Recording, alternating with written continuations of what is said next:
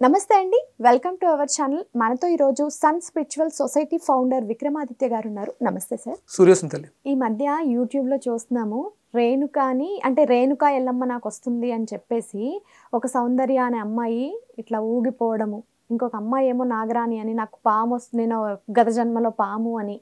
అంటే ఇవన్నీ ఎలా ఉంటున్నాయంటే అసలే అన్య మతస్థులు ఎవరైతే ఉన్నారో ఇప్పుడు మత మార్పిడి చేయడానికి రెడీగా ఉన్నారు చాలామంది. వాళ్ళందరికీ కూడా ఇది ఒక మంచి అవకాశంగా భావించవచ్చా? వీళ్ళు ఎందుకని ఇలా చేస్తున్నారంటారు? అదేండి, అంటే ఇప్పుడు ఇది సేమ్ ఇప్పుడు రేణుకా ఎల్లమ్మ పూనింది అని ఆవిడ చేస్తుంది. పూనకం ఉన్నమాట వాస్తవమే. అంటే అవి మనం చేసేటువంటి క్రియా విధానాల్లో వచ్చేటువంటి మార్పులు. శక్తి అంటే పూనకం అంటే ఒక దేవతా శక్తి, డివైన్ ఎనర్జీ పర్ఫెక్ట్గా వచ్చుంటే, సాధన పర్ఫెక్ట్గా ఉంటే ఈ ఈ ఈ ఈ ప్రేలాపన కానీ ఈ రకమైనటువంటి విధానాలు ఉండవు. మీరు క్రిస్టియానిటీలో కూడా చూడొచ్చు, అక్కడ కూడా వాళ్ళు ఇవే జిమ్మిక్కులు చేస్తారు. వాళ్ళని చూసి వీళ్ళని నేర్చుకున్నారు, వీళ్ళని చూసి వాళ్ళని నేర్చుకున్నారు అన్నట్టు చందాన ఉంది.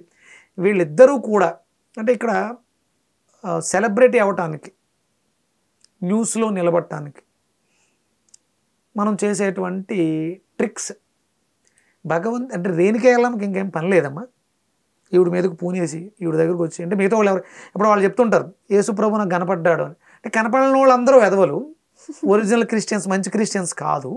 ఈ యేసు ఎవరికైతే దర్శనం ఇచ్చారో వాళ్ళు మాత్రమే గొప్ప క్రిస్టియన్స్.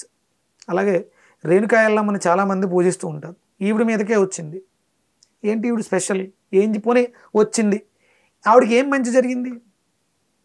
ఆవిడ ఏదో బొట్టు పెట్టి, అంటే ఇదంతా మనం ట్రిక్స్, డబ్బుల కోసం చేసేటువంటి పనులు. వాళ్ళు అదే చేస్తున్నారు, వీళ్ళు అదే చేస్తున్నారు. ఇవి తప్పు. అంటే బలహీనంగా ఉన్న వాళ్ళు వీటికి లోనవుతారమ్మా. మానసిక బలహీనత, అమ్మవారు పూనింది అనటం, అది పేర్లు మనం 100 రకాలు. అంటే మనకి అమ్మవారి చెల్లుల కింద 180 మంది తోడబుట్టినోళ్ళు ఒక పోతురాజు అనగా పెట్టుకుంటాం. అది గ్రామ దేవతగాను ఇలా మనం పెట్టుకుని మనం చేసుకునే ఆచార సాంప్రదాయాల్లో ఇది ఎక్కడో ఒకటి మొదలైంది. ఇది అంటే పూర్వం విపరీతమైనటువంటి సాధనా శక్తిలో ఉన్న వాళ్ళకి డివైన్ ఎనర్జీతో థర్డ్ ఐ ఓపెన్ అవుతుంది. మీకు జరగబోయేది వాళ్ళు చెప్పగలుగుతారు. అవి కొన్ని జరుగుతాయి. సాధనలో మీరు ఉత్కృష్ట స్థితికి వెళితే ఏదైతే థర్డ్ ఐ పీనియల్ గ్లాండ్ ఉందో అది ఓపెన్ అవడం ద్వారా భూత భవిష్యత్ వర్తమానాలు కనిపిస్తాయి. అది సాధకులకి. వీళ్ళు బలహీనంగా ఉంటారు. మీరు టెస్ట్ చేస్తే అమ్మాయికి ఎనిమిక్ అయి ఉండొచ్చు, రక్తహీనత ఉంటుంది, నరాల బలహీనత ఉంటుంది, ఇప్పుడున్న కామన్గా ఉండేది ఇండైజెషన్ ప్రాబ్లం, ఇవన్నీ కూడా ఉంటాయి. దానివల్ల అలా భ్రమింప చేయొచ్చు, భ్రమిస్తూ ఉండొచ్చు. వాళ్ళు కూడా భ్రమలో ఉంటారు. దేవుడు కనపడుతున్నారు, చాలామంది ఇప్పుడు చేస్తున్నారు, మాకు అది చూపిస్తాను ఇది చూపిస్తానని. ఇవన్నీ అబద్ధాలు. భగవంతుడికి ఒక రూపం లేదమ్మా. హనుమంతుల వారు మనకు అంటే శక్తి, ఆయన సర్వ విద్యా పారంగతుడు. రామనామాన్ని జపిస్తూ అంటే ఇప్పటికీ ఇంకా చిరంజీవిగా ఉన్నాడు అంట. అది ఒక శక్తిగా మారిపోతారు. తర్వాత సాధన చేయగా భౌతిక దేహాన్ని విడిచిపెట్టి శక్తి తరంగాల్లోకి మారిపోద్ది. ఈ భౌతికం, ఈ దేహం, భూమిలో ఉండే electromagnetic waves, bio electromagnetic waves కూడా మిళితం అవుతాయి. పవర్ ఇదంతా. సాధన ద్వారా పవర్ వస్తుంది. పవర్ వచ్చినప్పుడు శక్తివంతంగా తయారవుతాడు. మీ శరీరం కూడా పవరే. కణజాలాలో శక్తి ఉంది కాబట్టి అణువులుగా దగ్గరగా ఉంది. ఎప్పుడైతే ఆ ప్రాణ ఎనర్జీ పోయిందో, ప్రాణశక్తి పోయిందో, ఆటోమేటిక్గా డిస్మాంటిల్ అవుతుందిగా. కొద్ది రోజులకి శరీరం విడిపోతుంది కదా, ముక్కల కింద.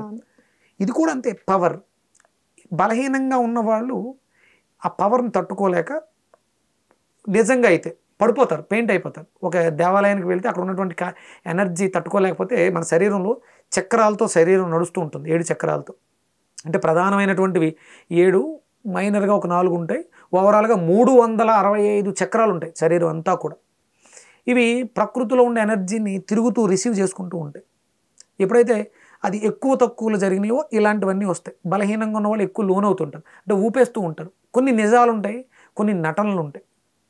అలా అని చెప్పేసి హిందూ ధర్మాన్ని తప్పుపట్టడానికి ప్రయత్నం చేస్తూ ఉంటారు. ఇవన్నీ నాటకాలు, అవి ఫేక్ అని కూడా తెలిసిపోయింది 100% అన్నమాట. అంటే ఒకటి నిజాన్ని దాయలేం, అబద్ధాన్ని నిలబెట్టలేం. ఇప్పుడు ఈ ట్రోల్స్ చేసే వాళ్ళందరూ కూడా ఇన్సెక్యూరిటీ ఫీలింగ్, అభద్రతాభావం, క్రిస్టియానిటీ కనుమరుగైపోతుందేమో. ఇప్పుడు ఎందుకంటే ఈ మధ్యకాలంలో అవేర్నెస్ బాగా పెరిగి అవును. విపరీతంగా జరుగుతుంది. మొన్నటిదాకా కొంచెం సైలెంట్గా ఉండేవారు, ఇప్పుడు తిరగబడుతున్నారు వాళ్ళు. ఎందుకంటే భయం వచ్చింది. నిజంగానే జనాల్లో మార్పు వస్తుంది, నిజాలు తెలుసుకుంటున్నారు. నిజం శాశ్వతం. అది హిందూ మతం నిజమైతే ఇది కొన్ని వందల వేల సంవత్సరాలుగా ఎన్నో యుద్ధాలు జరిగిన, ఎంతో అరాచకాలు జరిగిన, ఇంకా తన ఊపిరిని చాటుకుంటూ హిందూ ధర్మం మనల్ని తీసుకెళ్తుంది కొన్ని వేల సంవత్సరాలుగా. ఇది మధ్యలో వచ్చింది చిన్న చిన్న అలజడులకే. అంటే ఇప్పుడు అక్కడ పూర్తిగా మనకి వెస్ట్రన్ కంట్రీస్లో పోతుంది, ఇక్కడ కూడా పోద్ది త్వరలో. దీని గురించి మనం ఏం భయపడాల్సిన అవసరం లేదు. దయచేసి హిందూ ధర్మంలో ఉన్నవాళ్ళు దేవుళ్ళు కనిపిస్తున్నాడని, అమ్మవార్లు మా మీదకి వచ్చారని ఇలాంటివి చేయడం ద్వారా మన వాళ్ళు శివశక్తి కరుణాకర్ సుగ్గు వీళ్ళు ఆ ట్రోల్స్ చేస్తున్నారు. ట్రోల్స్ మీద ట్రోల్స్ వాళ్ళు చేసేవాడి. మనం ట్రోల్ అవ్వకుండా ఉండడానికి చూసుకోవాలి. నిజం మాట్లాడదాం, ధర్మాన్ని కాపాడుకోవాలనుకున్నాం, మన వంతు ప్రయత్నాలు మనం చేద్దాం.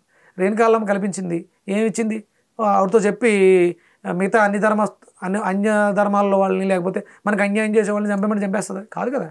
కనపడితే ఏంటి లాభం? ఆయన ఎవరో చెప్పారు నాకు మొన్న, హనుమంతుల వారు మనకు కనపడతారు, ఏం కావాలో చెప్తారు. ఏం చెప్పండి, ఏంటి లాభం? నాకు కనపడ్డాడు. ఇప్పుడు నేను సూర్యనారాయణమూర్తిని ఆరాధన చేస్తాను, నాకు సూర్యుడు కనపడతాడు, నాకే కాదు మీకు కనపడతాడు, అందరికీ కనపడతాడు. ఏమడుగుతాం?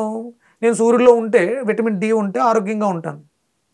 నాకు సూర్యుడు కనపడడం వల్ల, సూర్యుడికి నేను కనపడడం వల్ల నేను ఆరోగ్యంగా ఉన్నానా లేదా? హనుమంతుల వారు కనపడితే, వెంకటేశ్వర స్వామి కనపడితే, రేణుకా ఎల్లమ్మ కనపడితే, పూనేస్తే నా అనారోగ్యాలను తీసేస్తుంది. పిచ్చి కాకపోతే భ్రమలో జీవించొద్దు, ధర్మంలో జీవిద్దాం, ధర్మంగా జీవిద్దాం. Thank you sir. సూర్యస్మృతి.